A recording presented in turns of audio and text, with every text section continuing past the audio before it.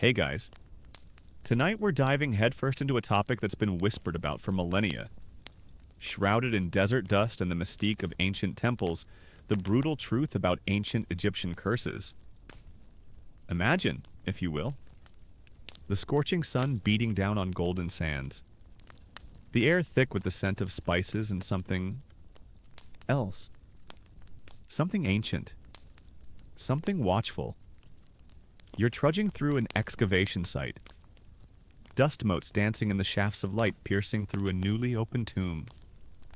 The air inside is still, heavy, like time itself has been holding its breath for thousands of years. Hieroglyphs stare back at you from the walls, their eyes seemingly following your every move. A chill runs down your spine. But it's not from the cool, subterranean air. It's the whisper of warnings, echoing from an age when magic was as real as the Nile's life-giving floods. And honestly, if you were actually there, you'd probably be keeling over from dysentery or a particularly aggressive sand flea infestation before any curse even got a chance.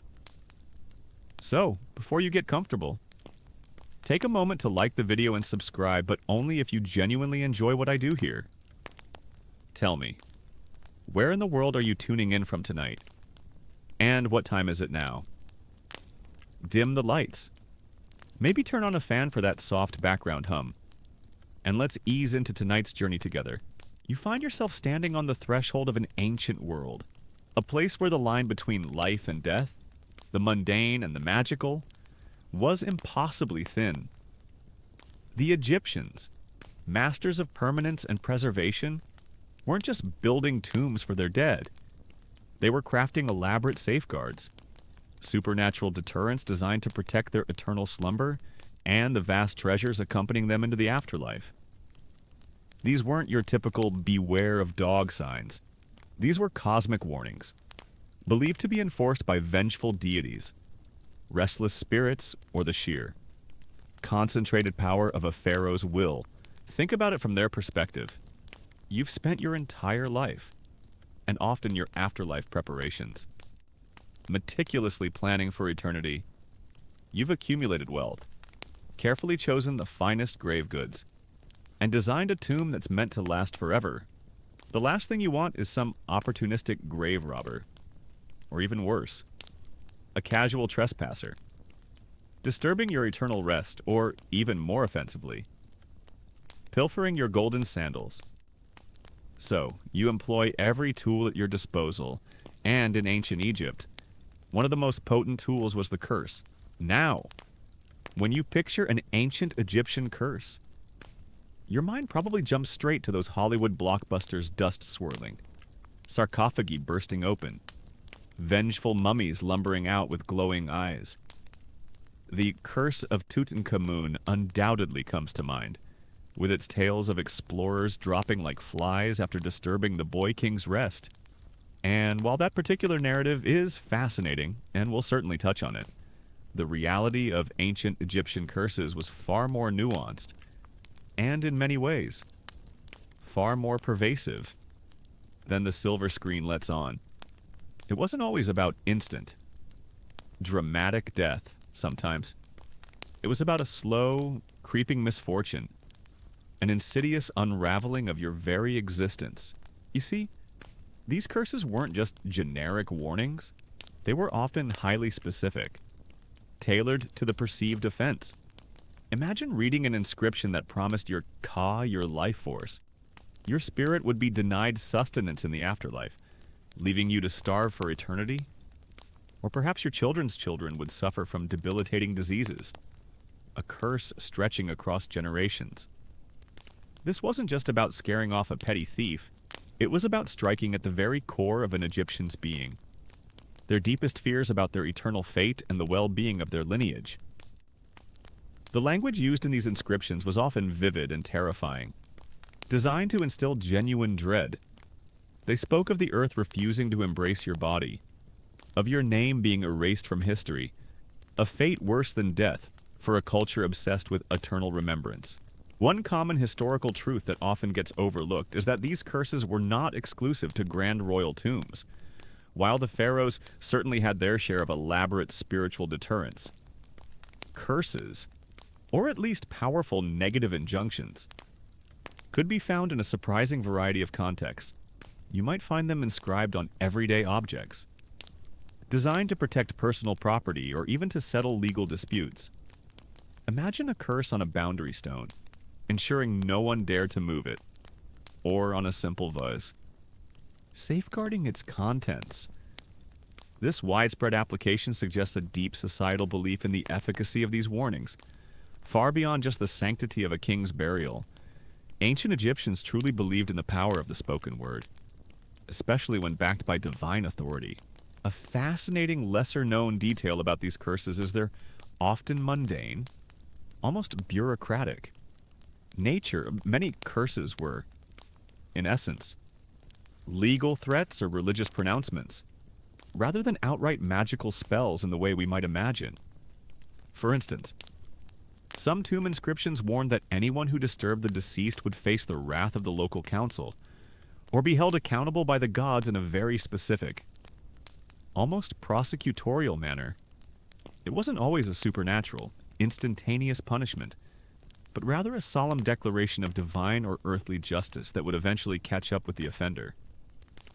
You might find a warning that he who does this will be judged by the great God, implying a divine court rather than a mummy suddenly coming alive to strangle you. This pragmatic approach highlights that while they certainly believed in magic, they also understood the power of well-articulated, formal threats. Now, you might be thinking, what about all the actual deaths that happened around these tomb openings? The plot thickens. This is where academic debate often gets lively. Historians still debate whether the deaths attributed to the curse of Tutankhamun were genuinely supernatural or simply unfortunate coincidences, compounded by environmental factors and the power of suggestion. You see, exploring ancient tombs wasn't exactly a walk in the park. These were enclosed, stagnant environments that could harbor a delightful array of fungi, bacteria, and toxic gases. Perhaps a particularly nasty strain of Aspergillus niger lurked within the sealed chambers, causing respiratory illnesses. Or maybe, just maybe, the sudden change in air pressure or exposure to long-dormant pathogens was enough to fell individuals already weakened by grueling desert expeditions. It's a less romantic explanation, perhaps, but a far more plausible one for the scientifically inclined. But let's not discount the psychological aspect.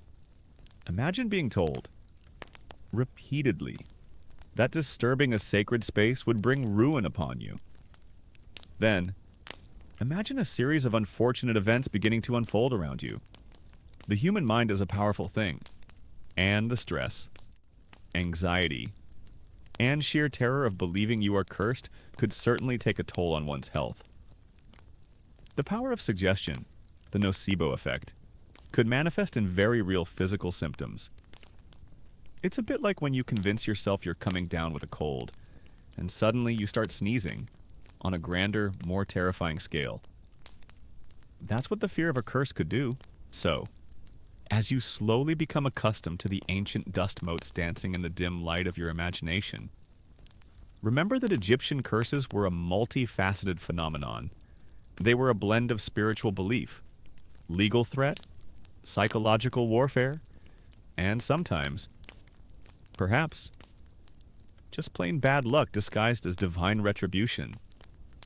But one thing is for sure, the Egyptians took their curses very seriously, and they wanted you to take them seriously too. They still do, in a way, through the echoes of their warnings that continue to fascinate and perhaps subtly unsettle us even today. You might feel a slight chill, a whisper of a forgotten breath on your neck. Or maybe that's just the fan. You might imagine curses were reserved for the grand, golden-laden sarcophagi of pharaohs, shrouded in mystery and guarded by mythical beasts.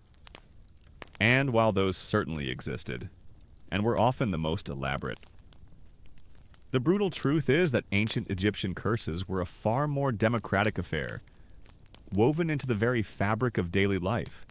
They were a pervasive, often subtle but always serious. Form of supernatural security, protecting everything from a humble loaf of bread to a pharaoh's eternal beer supply. Imagine you're an ancient Egyptian, living your life along the fertile banks of the Nile. Your existence, while perhaps simpler by modern standards, was still filled with concerns protecting your property, ensuring a bountiful harvest, maintaining your social standing, and, above all, securing your place in the afterlife. To address these anxieties, magic wasn't some fringe belief, it was an integral part of problem solving. And curses, in their various forms, were a practical application of that belief. Think about the most basic necessity food. You'd think a simple granary would be safe. Right, wrong. Farmers, ever vigilant against theft and spoilage, would sometimes commission small inscriptions or even attach amulets imbued with protective spells to their grain silos or storage jars. These weren't necessarily dramatic pronouncements of doom, but subtle warnings to potential thieves or pests, invoking the wrath of minor deities or the general concept of cosmic justice. You might find a simple phrase like, "He who takes from this will displease Osiris." A quiet yet potent threat in a society where divine displeasure was a terrifying prospect. It's like putting a "do not touch" sign on your lunch in the office fridge. But with the added weight of eternal damnation, and let's be honest, which one would you take more seriously? It wasn't just about protecting physical assets. Curses could also be found in funerary contexts that weren't necessarily royal. Wealthy nobles, scribes, and high-ranking officials also had elaborate tombs, though on a smaller scale than the pharaohs. These tombs, too, were prime targets for grave robbers, and so they were equipped with their own protective measures. You'd walk into a private tomb, and while you might not see the sprawling, multi-chambered grandeur of a pharaoh's burial, you'd often encounter wall inscriptions dedicated to the deceased, sometimes including a clear warning to anyone who dared disturb their rest. These warnings often invoked powerful deities like Anubis, the god of embalming and the underworld, or Thoth, the god of wisdom and writing, implying that any transgression would not go unnoticed by the divine powers that governed the cosmos, a particularly fascinating, though often overlooked, aspect of these non-royal curses is their focus on the desecration of the deceased's name and memory. For the ancient Egyptians, remembrance was immortality. To have your name spoken, your deeds recalled, was to continue existing in the afterlife. Conversely, to have your name erased, defaced, or forgotten was a terrifying prospect. A second death, many curses, therefore didn't just threaten physical harm or misfortune, but the ultimate spiritual obliteration. Imagine reading a curse that declared, "May his name be erased from all monuments, and may his memory perish from the land of the living." That's a chilling thought, even today. But for an Egyptian, it was a fate worse than any physical torment. It implies a complete nullification of your being, both in this world and the next. This nuanced understanding of death makes their curses particularly insidious. You see, the concept of a curse was deeply intertwined with the ancient Egyptian belief system, where every action had a cosmic consequence. The principle of Ma'at, representing truth, justice, and cosmic order, was paramount. Disturbing a tomb, stealing offerings, or defacing a monument wasn't just a crime, it was an act of isfet. Disorder. That threatened the very balance of the universe. Therefore, the curses inscribed on tombs and objects were not just human pronouncements. They were perceived as expressions of Ma'at itself, a cosmic recoil against those who dared to disrupt the divine order. It wasn't always a magical bolt from the blue sometimes. It was the slow, inexorable turning of the gears of cosmic justice, grinding down the transgressor. The one subtle yet powerful element often woven into these curses, especially those protecting personal property, was the threat of unpleasant sensory experiences. While Hollywood gives us dramatic explosions, Egyptian curses might promise your nose would be filled with the stench of decay, or your eyes would be blinded by the sun. Not quite as dramatic, perhaps, but certainly effective in a desert environment where a lack of water or a sudden blindness could spell true disaster. A unique and seldom discussed detail is that some curses hinted at unnatural thirst or parched throat in the afterlife for those who stole offerings meant for the deceased. Imagine an eternal existence where you're constantly craving water, forever denied the refreshing drafts of the underworld. That's a truly diabolical form of torment. Far more psychologically unsettling than a straightforward physical ailment. Now, a brief, lighthearted interlude. You know how some people say, bless your heart, when they really mean, you're an idiot? Well, ancient Egyptians had their own version of passive aggression, but with divine backing? May you not receive offerings from the living was basically saying, may you eternally starve in the afterlife, you miserable wretch. So, next time you're annoyed, maybe consider invoking Thoth instead of just rolling your eyes. Probably more effective, historically speaking.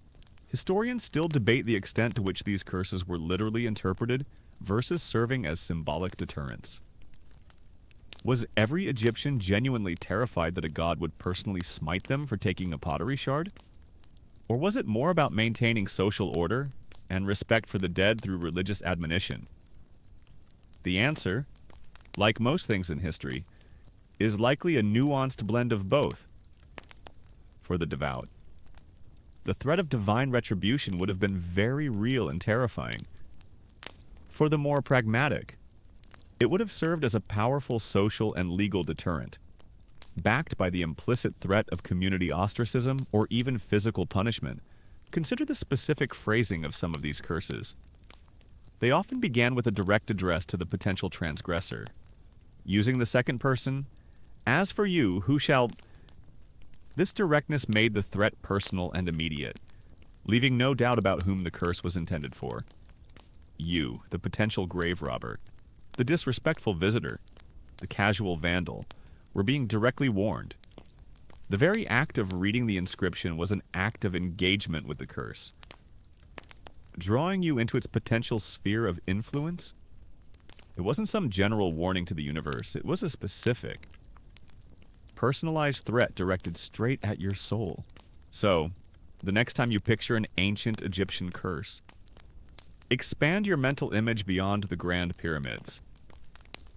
Imagine the humble potter, carefully inscribing a protective symbol on his kiln, or the scribe, meticulously copying a legal document that includes a clause invoking divine punishment for breach of contract, or even the everyday citizen, placing a small inscribed amulet on their doorframe, a silent sentinel warding off evil. The brutal truth is that curses were everywhere, a testament to a civilization that believed the invisible world was just as real, and just as powerful, as the visible one, and that pervasive belief made them incredibly potent.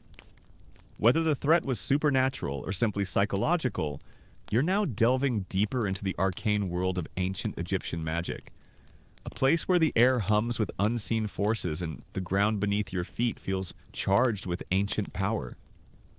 This isn't your average parlor trick. This is the craft of the magician, the Heikau priest, who understood that words. When combined with specific rituals and often, quite frankly, disgusting ingredients, could shape reality. These were the individuals who formulated and enacted the very curses we've been discussing, believing they could invoke divine wrath or, conversely, protect individuals from malevolent forces. Imagine you're seeking a protective spell for your new home. You wouldn't just scribble some words on a papyrus and call it a day. Oh no. The process was far more intricate. A carefully orchestrated blend of incantation, ritual action, and the judicious use of potent, often symbolically charged, materials for a curse. The process was even more precise, almost like following a recipe for cosmic retribution. And sometimes, that recipe called for some truly stomach-churning components. One of the most common methods for invoking a curse was through written spells inscribed on various objects. This could be anything from a tomb wall, as we've discussed, to a stela, a stone slab, a statuette, or even a simple piece of papyrus or pottery. The very act of writing, for the Egyptians, held immense power. Hieroglyphs were not just letters, they were considered living entities, imbued with the essence of the concepts they represented. To write a name was to give it existence. To write a curse was to give it life and power. You might find a curse etched onto a small ceramic bowl, intended to bring misfortune upon anyone who drank from it without permission. Or a more elaborate spell inscribed on a statue, designed to protect a specific temple offering. A fascinating and somewhat unsettling detail is the use of figurines or effigies in sympathetic magic. This practice, often associated with cursing, involved creating a small figure representing the intended victim. Spells would then be recited over this figure, and it might be stabbed, burned, or bound, with the belief that whatever happened to the effigy would also happen to the person it represented. While this might sound like something out of a horror movie, it was a very real, albeit covert, practice. These weren't public displays, they were clandestine acts, often carried out by individuals seeking revenge or protection from enemies. Imagine finding a small clay doll, pierced with pins, buried near your property line. That's a subtle but deeply unnerving threat, isn't it? Now, let's talk about those less than pleasant ingredients. Forget eye of newt and toe of frog. Ancient Egyptian magic often involved organic materials that were believed to possess specific magical properties. Whether for good or ill, these could include human or animal remains, bodily fluids, various plants, and minerals. For a curse, the more repulsive or symbolically potent the ingredient, the better. Think about it if you want to bring about decay and disease.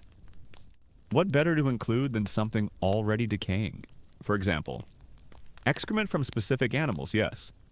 You heard that right. Animal dung was sometimes used, believed to carry the essence or power of that animal, or to symbolize impurity and corruption.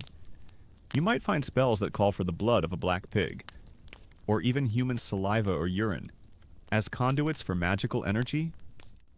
It's certainly not the sort of thing you'd want to stumble upon while tidying up.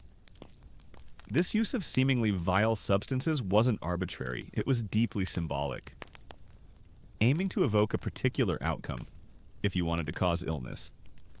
You might incorporate something associated with sickness, if you wanted to cause death. Something associated with decay. Here's a little joke to lighten the mood. What did the ancient Egyptian curse say to the archaeologist? "I've been waiting for you, but please, put on some sunscreen. You're looking a bit dusty." See, even cosmic retribution has a sense of humor. Historians still debate the precise line between what Egyptians considered magic and what they considered religion. For them, the two were inextricably linked. Priests performed rituals that we might call magical, while magicians often invoked deities. The Hekau was not necessarily distinct from the divine order. It was a force that could be harnessed by those who understood its principles.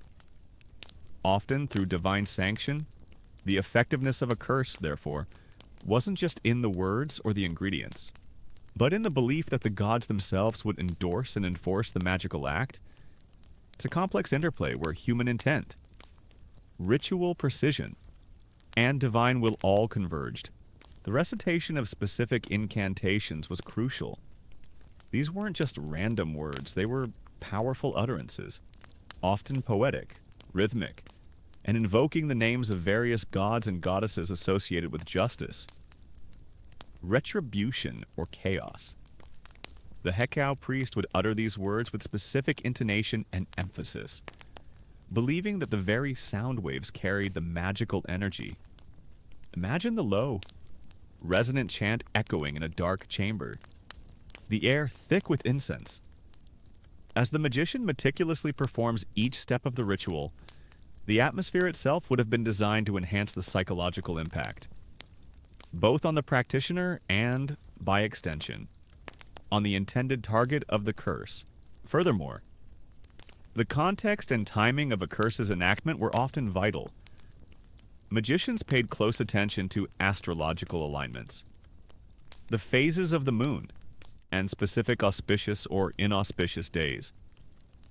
A curse might be more potent if cast under a new moon, or at a specific hour of the night. This meticulous attention to detail underscores the complexity and seriousness with which these magical practices were undertaken. It wasn't a casual endeavor, it was a precise, almost scientific, application of occult knowledge, one particularly grim and less commonly known. Practice was the use of execration texts. These were lists of enemies, both internal rebels, criminals, and external foreign adversaries, inscribed on pottery, clay figures, or papyri, once inscribed. These objects would be ritually smashed, burned, or buried, with the intent of destroying the power and influence of the individuals or groups named. This was a form of curse by proxy, a way to symbolically eliminate threats to the state or the pharaoh. Imagine the satisfaction of literally breaking your enemies, even if only in effigy. So, while the idea of ancient Egyptian curses might conjure images of Hollywood glamour, the reality was often far more grounded and practical, albeit sometimes grotesque. Magical rituals. These weren't just poetic warnings, they were carefully constructed spiritual weapons, forged with intent, precision, and a deep understanding of the unseen forces that the Egyptians believed governed their world. And if you think about it, even today, isn't there something unsettling about knowing that someone, thousands of years ago, meticulously crafted a wish for your downfall? Perhaps using something truly unspeakable gives you a new appreciation for a simple good luck, doesn't it? You've journeyed through the dark arts of ancient Egyptian magic, glimpsing the meticulous, and sometimes repulsive, rituals used to craft curses. Now, you're entering a realm where the very concept of illness, disease, and misfortune was inextricably linked to the unseen forces of the cosmos. In ancient Egypt, the distinction between what we would call medicine and what we would label magic was incredibly blurred, almost non-existent. A sudden fever, a persistent cough, or even a run of bad luck wasn't always just a biological anomaly.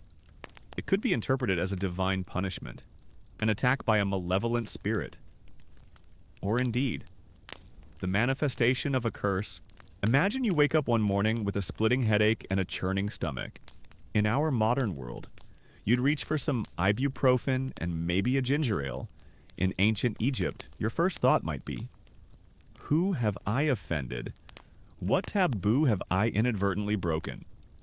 This deep-seated belief system meant that a physician who was often also a priest or magician wouldn't just look for a physical cause. They would also consider potential supernatural origins for your ailment. This isn't to say ancient Egyptian medicine was entirely based on superstition. Far from it. They were remarkably advanced for their time, with sophisticated surgical tools, a vast pharmacopoeia of herbal remedies, and an understanding of anatomy gained through the mummification process, though they didn't fully grasp the function of all organs. The brain, for instance, was often discarded. They understood the concept of infection, knew how to set broken bones, and even performed delicate eye surgeries. But alongside these empirical practices, there was always the understanding that disease could also be caused by unseen forces. One common historical truth is that ancient Egyptian medical papyri often blend medical remedies with magical incantations. You might find a detailed description of how to treat a wound, followed immediately by a spell to ward off evil spirits thought to be causing the infection. It wasn't an either-or situation, it was a holistic approach. A physician might administer a herbal poultice while simultaneously reciting an incantation to appease the angry god believed to be sending the illness. The logic was, if a physical ailment has a supernatural root, then both physical and supernatural remedies are required. A fascinating, and somewhat unsettling. Detail is the concept of demons of disease. The Egyptians believed that various illnesses were caused by specific malevolent entities, spiritual parasites that would invade the body and wreak havoc. A physician, therefore, had to be part exorcist. Imagine suffering from a chronic illness, and instead of just taking a pill, you're told a tiny, invisible creature has taken up residence in your liver. The cure would involve not only physical remedies, but also powerful magical rituals designed to expel the demon, sometimes involving unpleasant concoctions or the wearing of protective amulets. It gives getting sick a whole new, terrifying dimension, doesn't it? Here's a quick one to make you chuckle. Why did the ancient Egyptian doctor bring a ladder to the pyramid? Because he heard the pharaoh had high blood pressure. Get it? High pressure from the top. Okay, I'll stick to the history.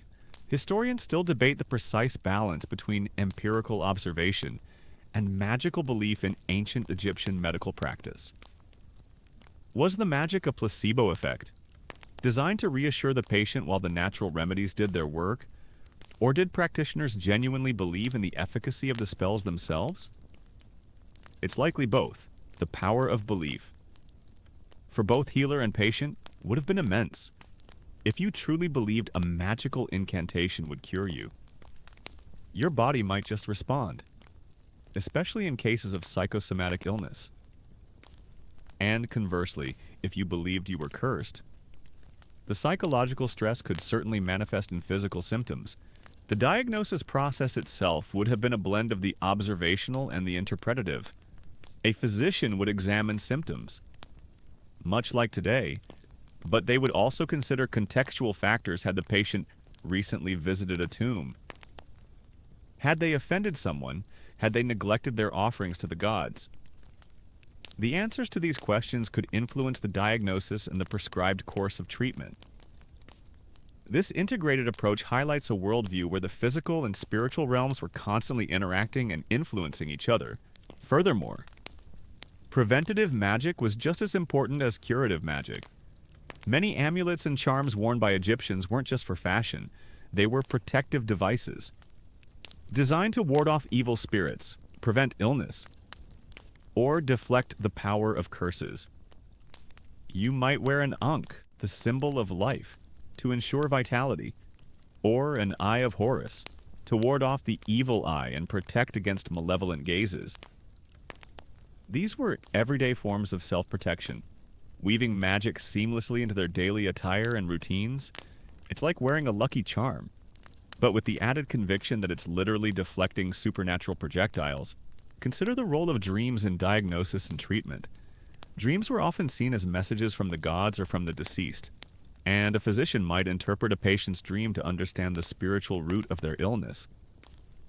If you dreamed of a snake, it might signify a particular deity or lurking evil, guiding the healer towards a specific magical or medicinal remedy.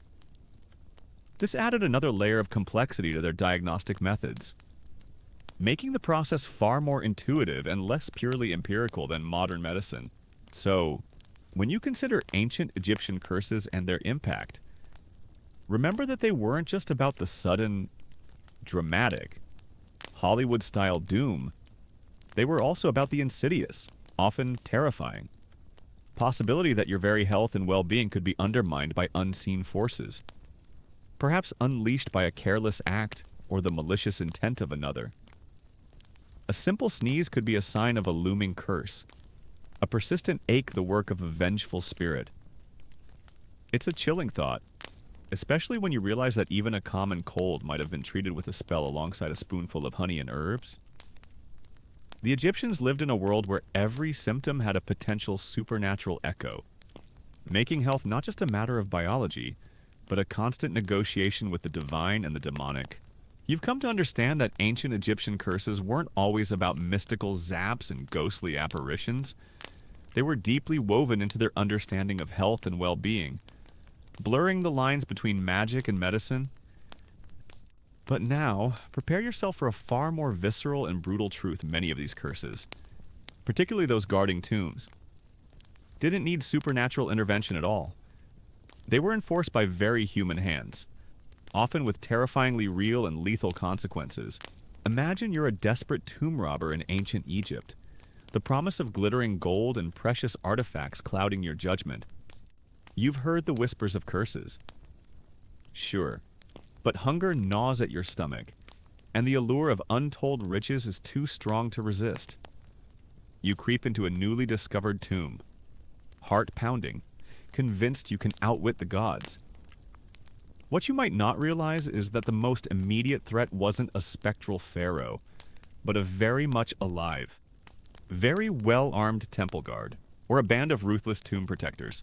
One common historical truth that often gets sensationalized is that the curse of the pharaohs was, in many cases, a very practical deterrent against grave robbery.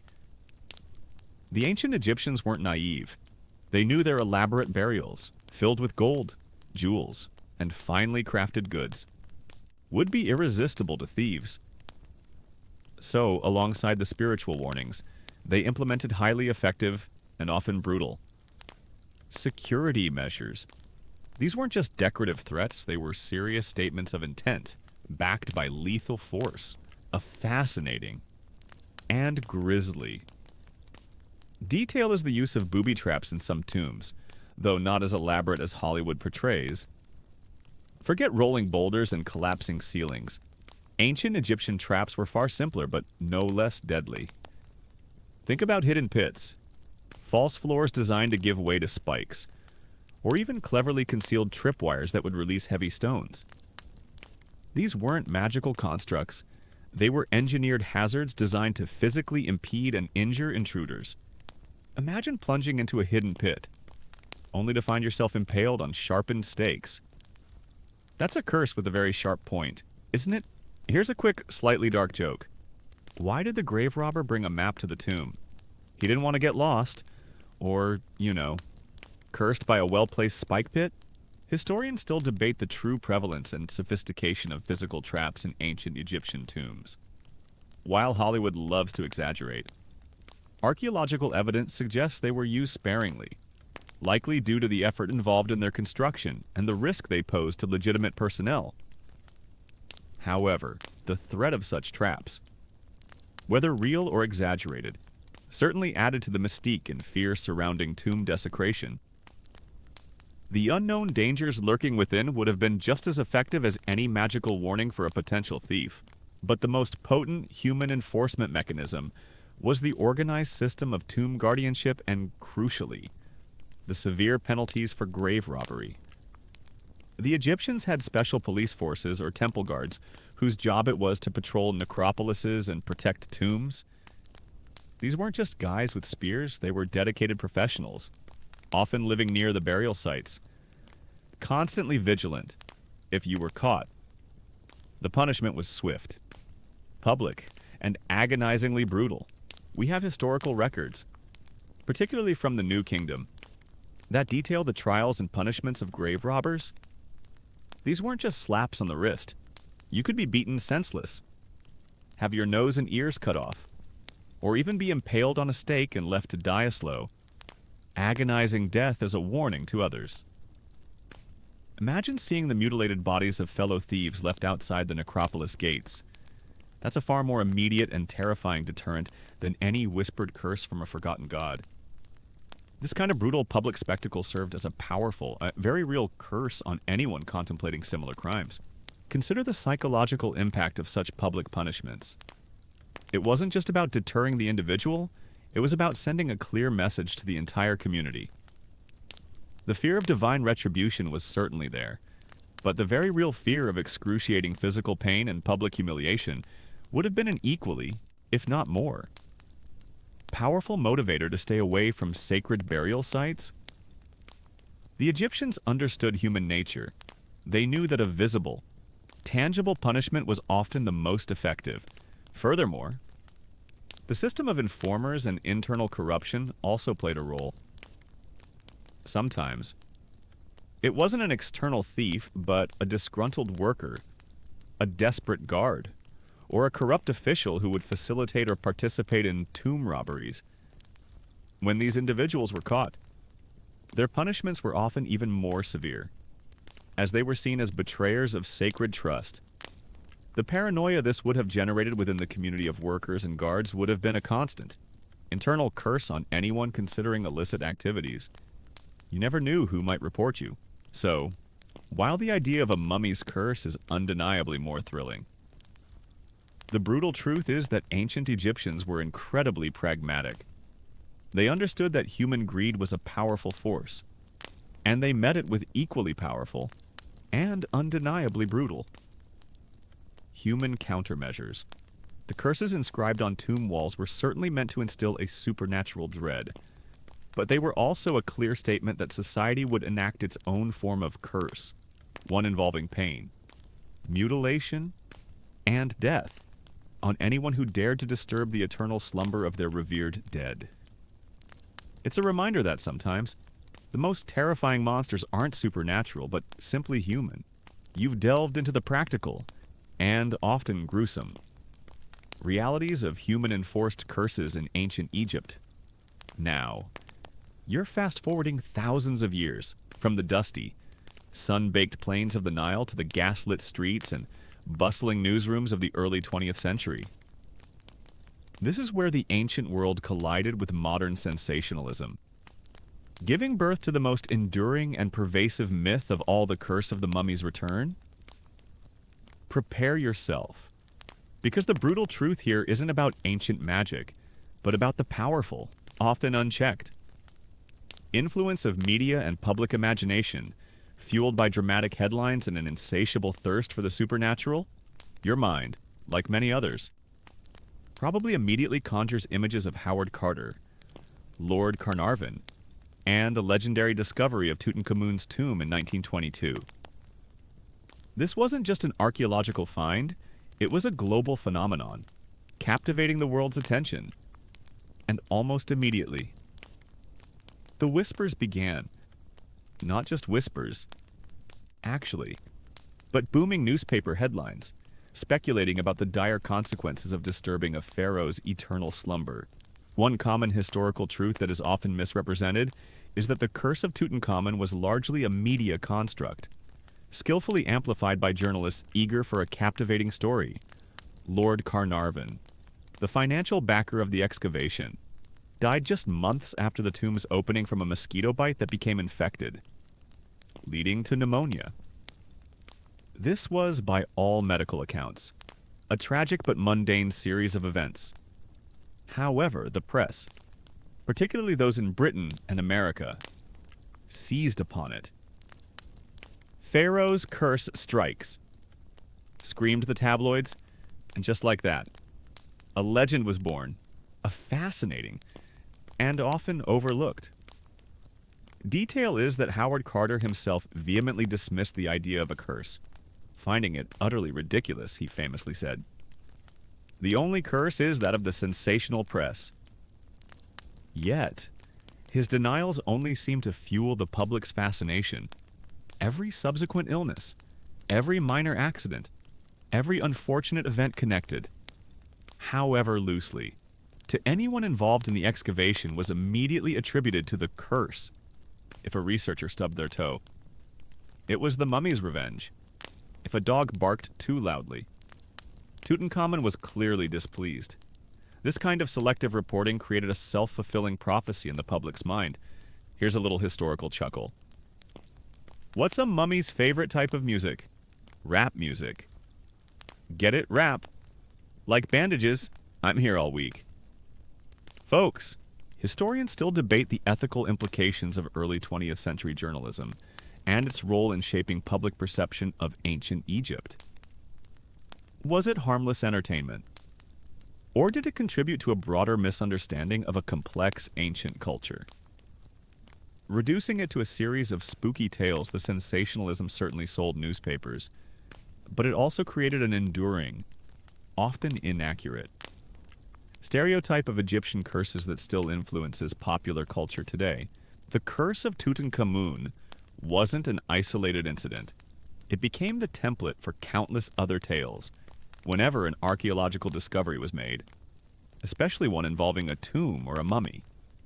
The media was quick to trot out the curse narrative. It became a well-worn trope, almost expected. This relentless focus on the macabre and supernatural overshadowed the genuine scientific achievements and the meticulous work of archaeologists who were attempting to understand, not just exploit, ancient civilizations. Think about the psychological impact on the public. In an era before widespread scientific literacy, when information traveled slower and was often delivered with dramatic flair, these stories held immense power. They tapped into primal fears of the unknown, of death, and of disturbing sacred ground. For many, the idea of an ancient, vengeful spirit was far more compelling than a mundane bacterial infection. It made the past feel alive, dangerous, and thrilling. Furthermore, this sensationalism wasn't just confined to newsprint. It quickly permeated other forms of media.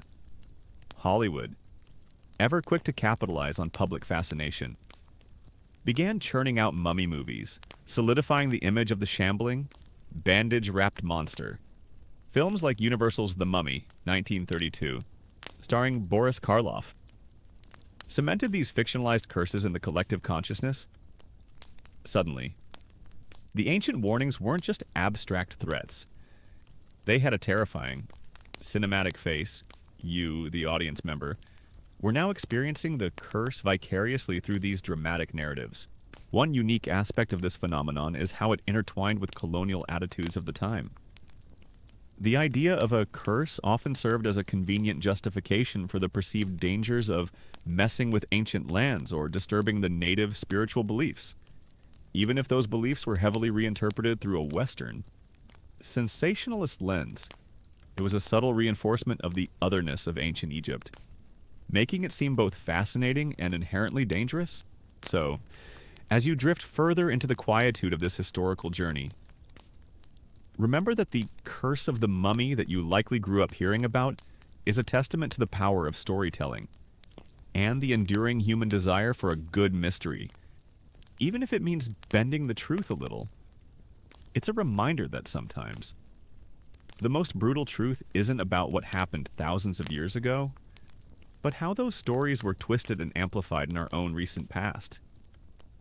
And as you finally close your eyes, perhaps you'll hear the faint rustle of old newspaper print, rather than the creak of an opening sarcophagus. You've seen how the sensationalized tales of mummy curses gripped the public imagination, transforming ancient beliefs into Hollywood blockbusters. Now, as the soft hum of your fan lulls you deeper into relaxation, we pivot from dramatic headlines to the sober, often unglamorous world of scientific inquiry. You are now stepping into the realm where archaeologists and scientists, armed with data and logic, relentlessly seek rational explanations for supposed curse phenomena, often debunking the sensational with cold, hard facts. Imagine the scene again: a newly opened tomb, the air thick with dust. But this time, instead of fearing vengeful spirits, you're meticulously collecting samples, wearing protective gear, and analyzing atmospheric conditions. This is the approach of modern archaeology, driven by a desire to understand the past, not to perpetuate ancient superstitions.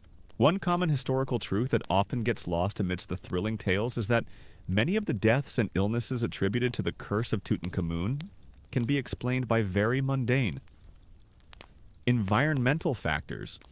Tombs, especially those sealed for millennia, are not sterile environments. They are, in fact, biological time capsules, preserving not only artifacts but also an array of microorganisms that thrive in dark, undisturbed conditions. A fascinating, albeit unromantic, detail is the presence of dangerous fungi and bacteria within ancient tombs. When a tomb like Tutankhamun's was opened, after thousands of years of being sealed off from the outside world, a host of dormant pathogens could have been disturbed and released into the air. Think about spores of Aspergillus niger, a common mold which can cause respiratory issues, or even a particularly virulent strain of bacteria that had been lying dormant. Early 20th century explorers, working in often dusty and poorly ventilated conditions, without modern protective equipment, would have been highly susceptible to inhaling these biological agents. It's not a vengeful spirit causing pneumonia. It's a very real fungal infection. Here's a little scientific humor for you. Why did the archaeologist break up with the mummy? Because he had too many issues and was too wrapped up in himself. Historians and epidemiologists still debate the exact pathogenicity of tomb-borne microbes on early excavators. While some researchers suggest specific molds or bacteria could have caused illnesses, direct causal links are often hard to prove definitively due to the limited medical records of the time. However, the scientific consensus strongly leans towards biological or environmental factors over supernatural explanations. The human body, after all, is quite susceptible to unfamiliar pathogens, especially when under the physical stress of strenuous archaeological work in harsh desert conditions. Beyond microbiology, other environmental factors also played a role. The air inside sealed tombs can be stagnant and contain high concentrations of gases like carbon dioxide or even radon, a naturally occurring radioactive gas. Prolonged exposure to such conditions, especially in a confined space, could lead to dizziness, nausea, and more severe health complications, while not instantaneous death. Consistent exposure could certainly weaken individuals and make them more vulnerable to other illnesses. It's a slow, invisible curse orchestrated by geology, not deities. Furthermore, the very act of archaeological excavation itself was physically demanding and often led to exhaustion and weakened immune systems.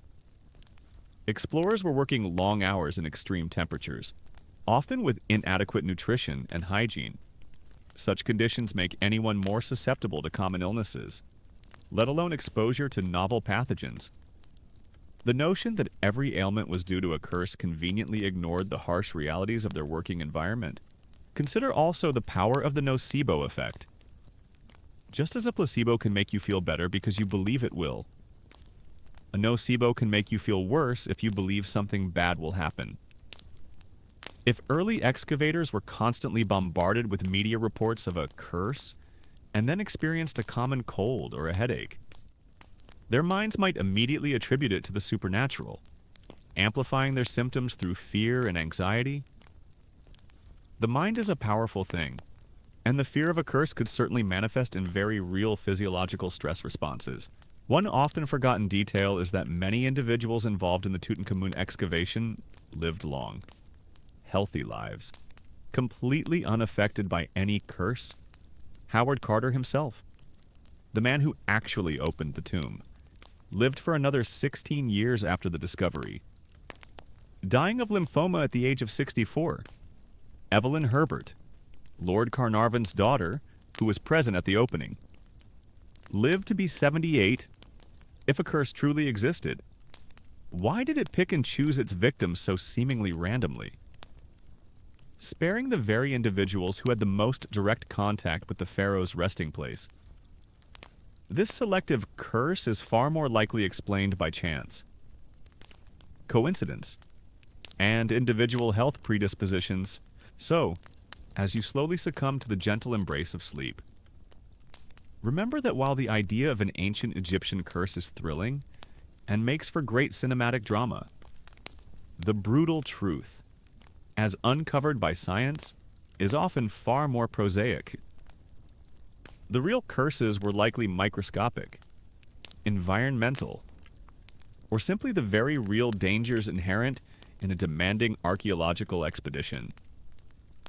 The enduring power of these cursed narratives lies not in their factual accuracy, but in our human fascination with the mysterious and the macabre, even when faced with the cold. Hard facts. You can rest easy knowing that your dust mites are probably more of a threat than any disgruntled pharaoh. You've peeled back the layers of sensationalism and scientific explanation, understanding that while ancient microbes or environmental hazards might explain some curse phenomena, there's another, far more insidious force at play: the potent power of belief and suggestion. This isn't about magical bolts or reanimated mummies. It's about the terrifying capacity of the human mind to manifest its deepest fears. turning a whispered warning into a tangible illness, a psychological dread into a physiological reality. Imagine you're an explorer in the early 20th century. You've heard the stories, read the dramatic newspaper accounts, you know about Lord Carnarvon's untimely death. Then, you find yourself feeling a little unwell, a slight cough, a lingering headache. Immediately, your mind jumps to the curse. That seed of fear, once planted, begins to blossom, transforming a common ailment into a terrifying confirmation of your worst suspicions. One common historical truth that is often overlooked in the sensational narratives is that the human mind is incredibly susceptible to the power of suggestion, especially when confronted with powerful narratives like curses. This is known in psychology as the nocebo effect, the opposite of the placebo effect. While a placebo can heal because you believe it will, a nocebo can make you sick because you believe it will. If you genuinely believe you are cursed, your body and mind can react in profound and very real ways. A fascinating and somewhat chilling detail is how stress and anxiety, triggered by the fear of a curse, can directly impact the immune system. When you are under extreme psychological stress, your body releases hormones like cortisol and adrenaline. While these are useful in short bursts, the fight or flight response, prolonged elevation can suppress your immune system, making you more vulnerable to infections and diseases. So, if an archaeologist was constantly worried about a curse, the stress alone could literally make them sick. Proving the curse right in their own minds? It's a cruel feedback loop, isn't it? Here's a quick one to make you smile. Why did the ancient Egyptian cross the road to get to the other Nile? Okay, I'm getting better at these. Right? Historians and psychologists still debate the precise extent to which the nocebo effect contributed to the alleged curse deaths and illnesses. It's difficult to quantify the impact of psychological factors on historical events. However, the consistent anecdotal evidence of fear and dread among some individuals involved in tomb excavations strongly suggests that the power of belief played a significant, if not primary, role in their perceived misfortunes. It's less about ancient magic and more about modern neurology. Think about the sheer weight of expectation and public pressure on these early excavators. They were under constant scrutiny, their every move documented by an eager press. If anything went wrong, it was instantly sensationalized. This intense spotlight, combined with the pre-existing belief in curses, created an environment ripe for psychological distress. Every cough, every ache, every minor misfortune was amplified by the narrative already gripping the public. Furthermore, the cultural context played a crucial role.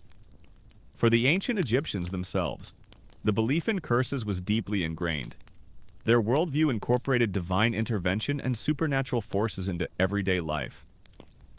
So, for them, the psychological impact of a curse would have been even more direct and immediate. If a priest uttered a curse, or if one was inscribed on an object, the recipient would have had little doubt as to its potential efficacy. This internal conviction would have amplified any negative physical or mental effects. Consider the role of superstitious thinking and confirmation bias.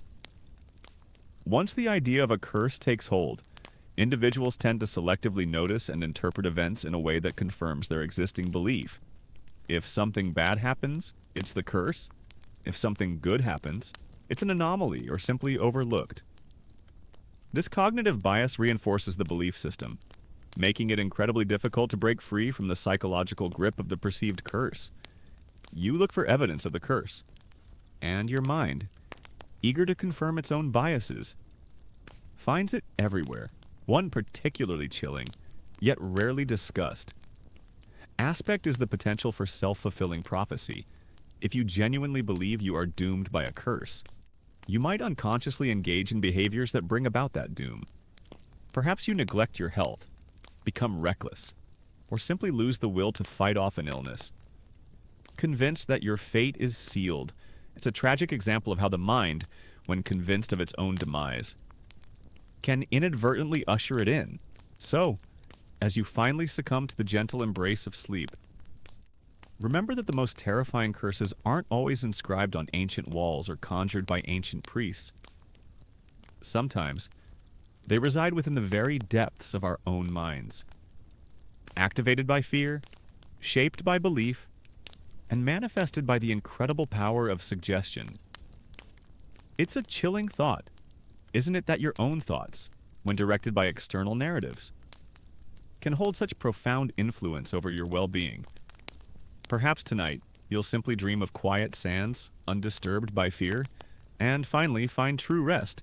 You've explored the intricate psychological landscape of curses, understanding how the human mind can conjure its own brand of misfortune through belief and suggestion.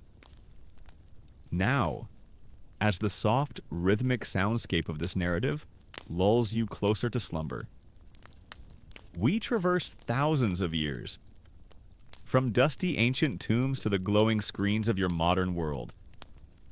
For the brutal truth is, the legacy of ancient Egyptian curses continues to fascinate and influence popular culture.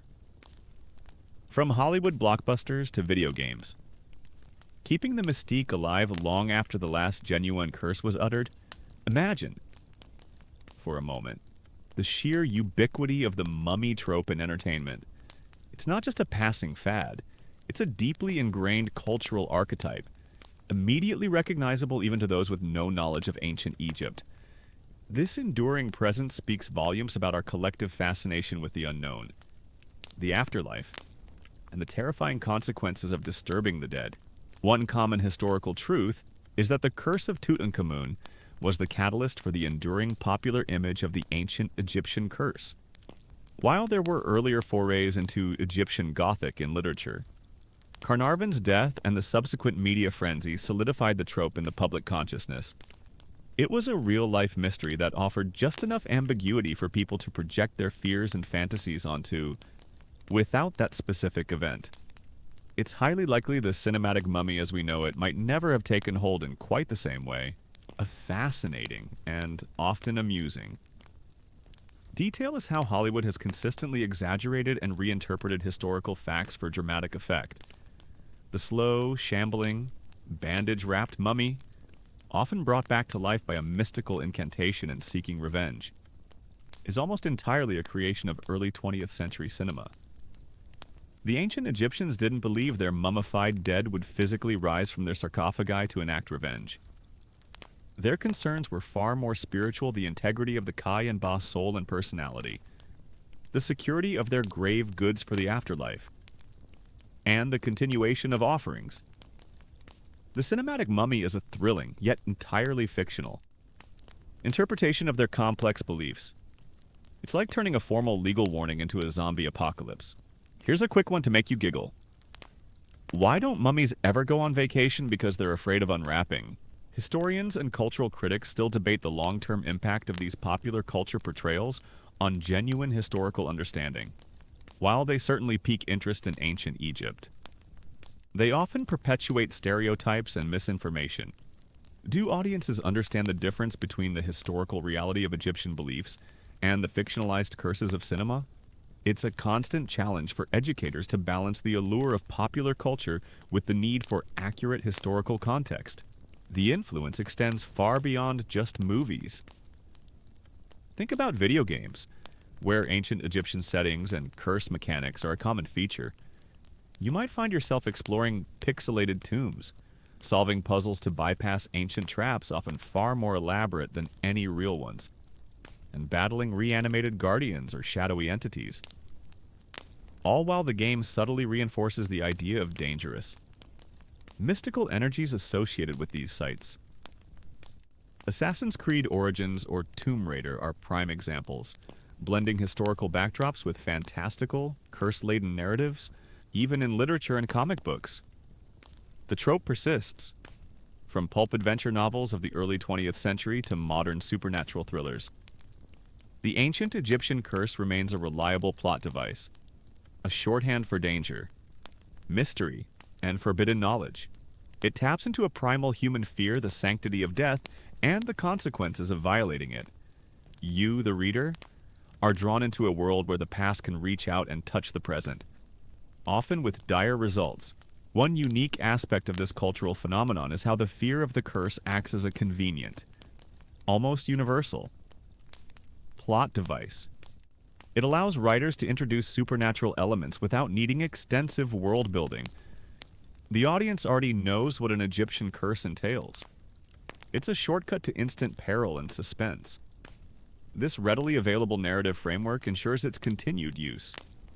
Even if it means sacrificing historical accuracy for dramatic impact, consider also the merchandising and tourism industries. The curse narrative, however fictional, adds an undeniable allure to Egyptian artifacts and tourist destinations. Souvenir shops sell cursed amulets, often ironically, or for novelty, and tour guides might playfully allude to the dangers of disturbing ancient sites. Even if they quickly debunk the myths, it's a way of making the ancient past feel more alive, more mysterious, and more marketable. So, as your consciousness begins to drift, remember that while the scientific truth about ancient Egyptian curses might be less dramatic than Hollywood suggests, their cultural impact is undeniable. The stories, the films, the games, they all contribute to a collective memory, a shared mythology that continues to link ancient Egypt with an aura of supernatural danger.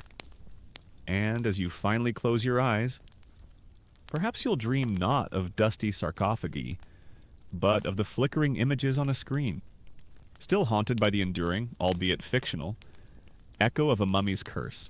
You've traversed millennia, from the dust-choked tombs of ancient Egypt to the sensationalized headlines of the 20th century and the glowing screens of today. You've uncovered the practical, the brutal, the scientific, and the psychological truths behind the whispered warnings of curses. Now, as your journey through history draws to a close and the gentle current of this narrative carries you towards sleep, it's time to reflect on the enduring allure of these ancient admonitions. As you drift into a peaceful slumber, perhaps with a newfound appreciation for why you should never, ever disturb an ancient cat mummy, imagine, one last time, the sheer conviction of the ancient Egyptians. For them, a curse wasn't a whimsical tale, it was a potent reality, a fundamental aspect of their cosmic order. They believed in the seamless connection between the living and the dead, the human and the divine. Their curses were not just threats, they were extensions of their profound respect for the sanctity of life, death, and the delicate balance of the universe. This deep-seated belief, spanning thousands of years, is what gives these ancient warnings their power, even today. One common historical truth that underpins all discussions of Egyptian curses is the profound Egyptian obsession with the afterlife and the preservation of order mayat. Every aspect of their funerary practices, from mummification to tomb construction and the elaborate grave goods, was meticulously designed to ensure a successful transition to and existence in the afterlife. Curses, therefore, were simply another layer of protection for this ultimate goal. Disturbing a tomb was not merely theft, it was an act of cosmic desecration, a threat to the very fabric of existence, for both the deceased and potentially the entire world. A fascinating and rather adorable detail is the veneration of animals, particularly cats, in ancient Egypt, and the existence of animal mummies and their own subtle curses. While less dramatic than a pharaoh's curse, disturbing the burial of a sacred animal, like a cat believed to embody the goddess Bastet, would have been seen as an act of extreme disrespect, potentially incurring divine displeasure. Imagine digging up a carefully wrapped cat mummy, only to feel an inexplicable sense of dread. Or perhaps your own cat back home suddenly developing a mischievous glint in its eye and a penchant for knocking things off shelves. Coincidence, perhaps. But for the Egyptians, it might have been a subtle, furry manifestation of a curse. Here's a final lighthearted one. To send you off with a smile, what do you call a happy Egyptian cat, Perseon? Historians still debate the specific psychological mechanisms that allowed these ancient beliefs to persist for so long, and why they continue to resonate with us in the modern age. Is it a primal human fear of death and the unknown? Is it our inherent fascination with the supernatural? Or is it simply the enduring power of a good story? One that combines mystery, danger, and the allure of forbidden knowledge? The answers are complex, likely a combination of all these factors. Rooted deep in the human psyche, the brutal truth about ancient Egyptian curses, then, is not a singular, easily defined phenomenon. It's a complex tapestry woven from threads of profound religious belief, pragmatic deterrence, psychological suggestion, scientific reality, and the enduring power of popular imagination. It's the whisper of ancient priests, the crack of a bone from a public execution, the microscopic breath of a dormant fungus, and the thrilling jump scare in a movie theater. All these elements combine to create the captivating mystique that continues to draw us to the land of pharaohs and pyramids. And so, as the very last echoes of this narrative fade, you are left with the quiet hum of history, the lingering scent of ancient dust, and perhaps a healthy respect for those who meticulously planned their eternal rest. You've walked through their world, felt the weight of their beliefs, and understood the multifaceted nature of their warnings.